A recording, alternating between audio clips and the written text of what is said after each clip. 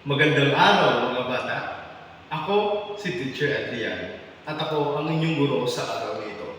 Subalit, bago natin simulan ang ating talakayan ngayong araw, tayo ay manalangin. Sa ngalan ng Ama, ng Anak, ng Espiritu Santo. Amen. Sa ngalan ng Ama, ng Anak, ng Espiritu Santo. Amen. Ngayong umaga, ating tatalakayin ang patungkol sa mga gampanin ng pamahalaan at mamamayan sa paggamit ng kaunlaran ng bansa. Narito ang mga inaasahan o mga layunin ng ating aralin ngayong umaga. Sa pagtatapos ng aralin, ang mga mag-aaral ay inaasahan, una, na itatalakay ang mga gampanin ng pamahalaan at mamamayan sa paggamit ng kaunlaran ng bansa. Pangalawa, na itatala ang mga gampanin ng pamahalaan at mamamayan sa paggamit ng kaunlaran ng bansa. At pangatlo, napapahalagahan ng bawat tungkulin tungo sa kaunlaran ng bansa. Bago tayo dumako sa diskusyon ngayong araw na ito, narito ang motibasyon na inyong gagawin. Kumbaga, isa itong activity na kung saan masusubok ang inyong kaalaman o mga prior knowledge pagdating sa pag-uusapan natin ngayong umaga. Sabi dito, suriin ang mga sumusunod na pangungusap. Isulat ang tama o mali sa inyong one-word sheet ng papel.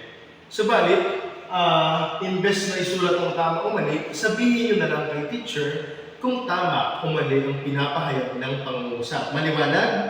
Maliwanag mga bata. Una, ang mga krimen sa ating bansa ay walang epekto sa kaunlaran ng bansa. Totoo ba? Tama o mali? Mali.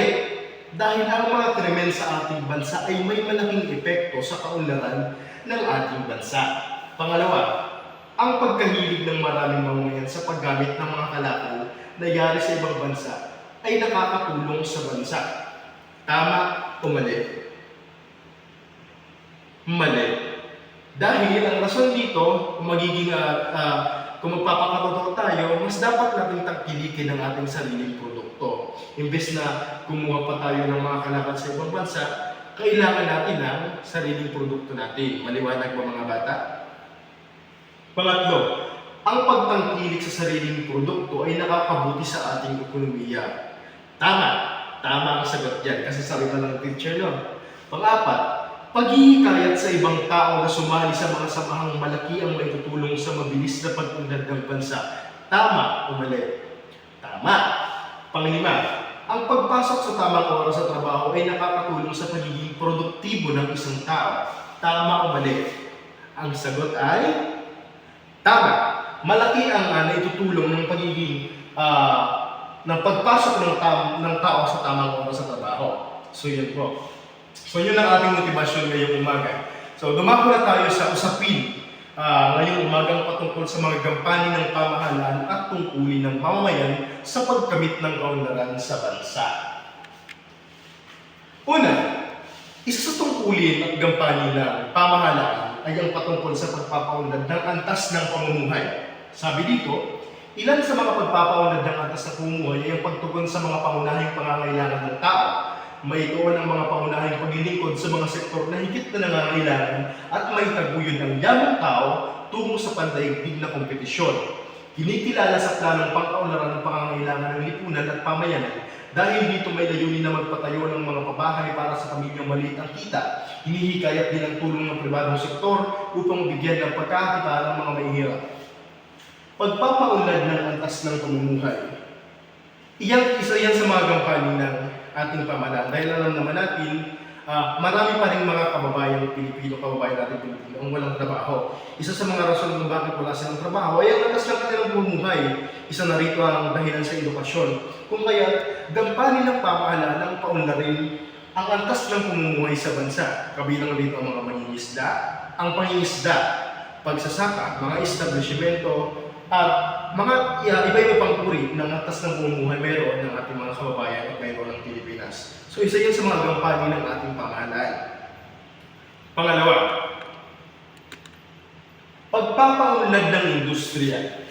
Itinataguyod sa planong pangkaunlaran ang mga industriya ng mga kasuotan, bulak, paghahayupan, elektronika, pagkain ng hayop, mga sariwa at pinoprosesong puro at kulay, mga laruan kagamitan sa bahay, produktong pangpangisdaan at produktong metal para sa construction.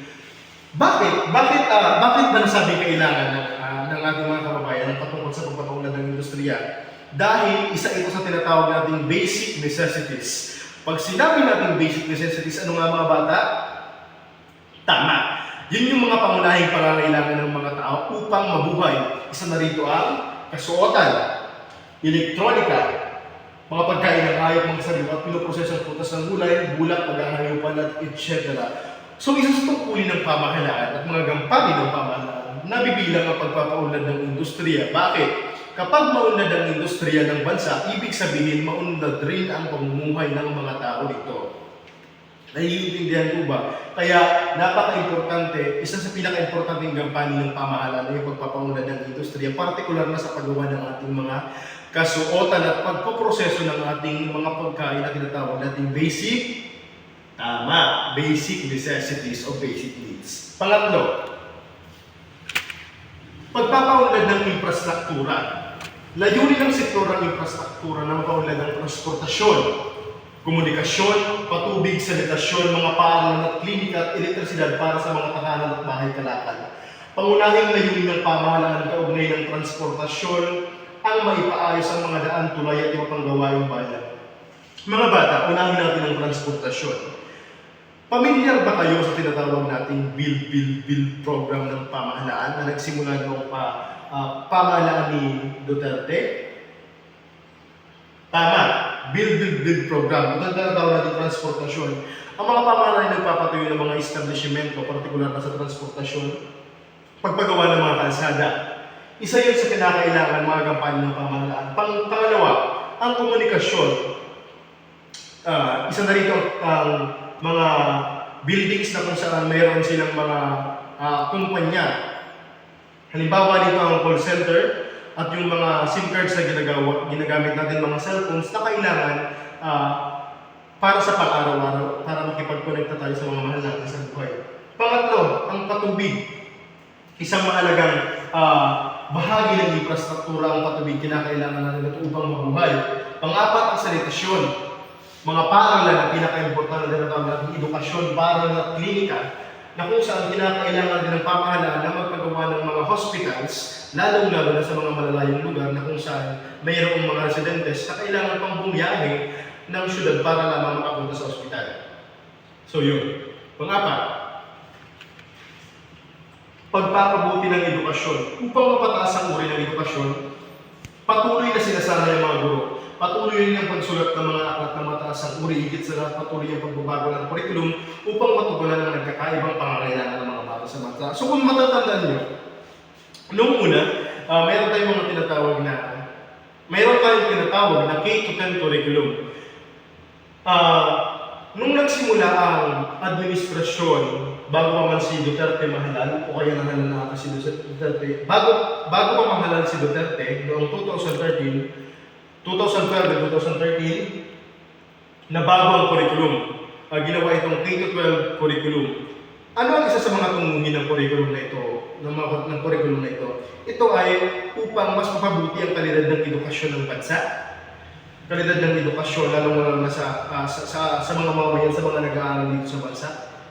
At pangalawa, upang ma-prepare ang mga high schools sa pagpasok nila sa kolehiyong buhay.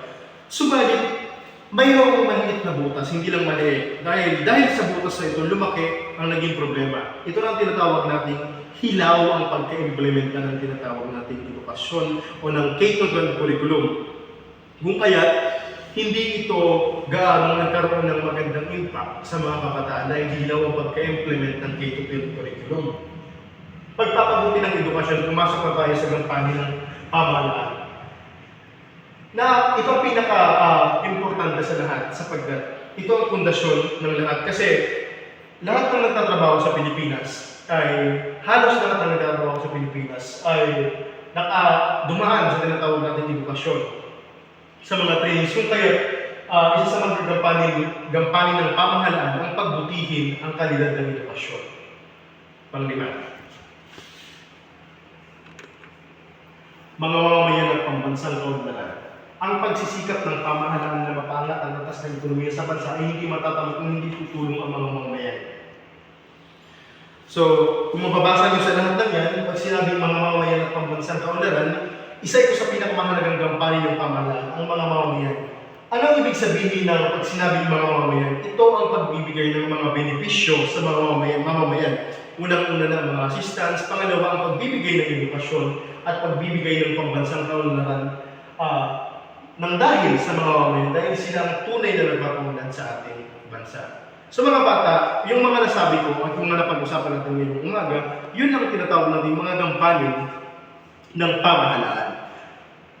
Ano naman ang mga tungkulin ng mamamayan? Hindi lang pamahalaan. Ano naman ang mga tungkulin ng mga mamamayan? Una, ito.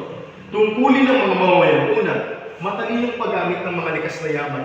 Bakit natin tungkulin ang matalinong paggamit ng likas na yaman? Dahil, sinasabi ko sa inyo na hindi matalinong paggamit ng mga likas na yaman ay may malaking problema, may malaking naidudulot na problema sa atin. Unang-una, ang pagkaubos ng mga likas na yaman. Ang mga likas na yaman ang kinakailangan natin upang tayo mabuhay. Mga hilaw na materyales na nagmumula sa likas na yaman ay kinakailangan sa paggawa ng mga komersyal, sa paggawa ng iba't ibang produkto. So, tayo bilang mga mamamayan, kinakailangan natin na maging matalino tayo sa paggamit ng mga likas na yaman. Hindi lang tayo aksaya ng aksaya. Kapag ang ilaw hindi ginagamit, patayin. Kapag ang riko hindi naman ginagamit, para tilihing nakasarado. Maging matalino tayong mga mamamayan. Pangalawa, wastong paggamit ng mga paglilingkod. Tama, sinabi ko kanina, tulad ng kuryente, ng tubig kapag hindi ginagamit, patayin. Kapag ang tubig hindi ginagamit, patayin naman. So yung tinatawag natin, wastong paggamit ng mga paglilingkod na kung hindi naman kinakailangan, gamitin ng maayos. Pangatlo, pagtangkilik sa mga produktong Pilipino. Kayo mga bata, napapansin ko ngayon, mahilig na kayo sa mga K-pop, sa kung ano-ano pang produkto, na kapag naglalabas sa telebisyon, kapag nag-trends, ngayon, nakakalimutan nyo na ang produktong Pilipino. So, isa sa dapat na mga tungkulin natin ay ang tangkilikin ng sarili nating produkto dahil tayo rin naman ang kinakailangan ng mga Pilipino upang paunlarin ang ating sariling bansa at ang sarili nating ekonomiya. Pangapat, pagiging matalinong mamimili. Tama, hindi lang tayo bibili ng kung ano na dahil gusto lang natin, hindi naman natin kailangan. Meron nga tayong tinatawag na law of needs and wants na dapat natin mas i-prioridad ang mga needs o mga pangangailangan natin kumpara sa mga gusto lang o kagustuhan natin. Panglima, pagtiwala sa sariling kakayahan. Tama, kasi sabi nga ni Dr. Jose Rizal, ang kabataan ng pag-asa ng bayan. Pero mas naniniwala ako sa kasabihan, tayo ang pag-asa ng kabataan at tayo ang pag-asa ng ating bayan. So, dapat magtiwala tayo sa sarili nating kakayahan at alam natin na tayo ay may malaking role, may malaking gampanin sa ating bansa bilang isang mamamayan na naglilingkod sa sarili natin. So, mga bata, kung naintindihan lahat, magbibigay si teacher sa inyo na wala namang mga katanungan. Wala naman? Okay, wala naman. So, kung naintindihan ng lahat, ang napag-usapan natin ngayong araw ay patungkol sa mga gampanin ng pamahalaan at tungkulin ng mga mamamayan sa pagkamit ng kaunlaran ng ating bansa. So, yun, magbibigay na si teacher ng evaluation. Nandiyan na sa inyong mga lamesa, pakitignan. Ayan, may binigay akong test paper sa inyo at nariyan ang evaluation natin ngayong araw. Yan ang pagsusulit, sagutan. Okay. Natapos na? Natapos ng sagutan. Okay. Tumayo ang lahat bago natin tapusin ang ating diskusyon ngayong araw. Tayo muna rin manalangin sa ngalan ng Ama, ng Anak, ng Espiritu Santo. Amen. Sa ngalan ng Ama, ng Anak, ng Espiritu Santo. Amen. Maligayang araw mga bata. Maligayang araw.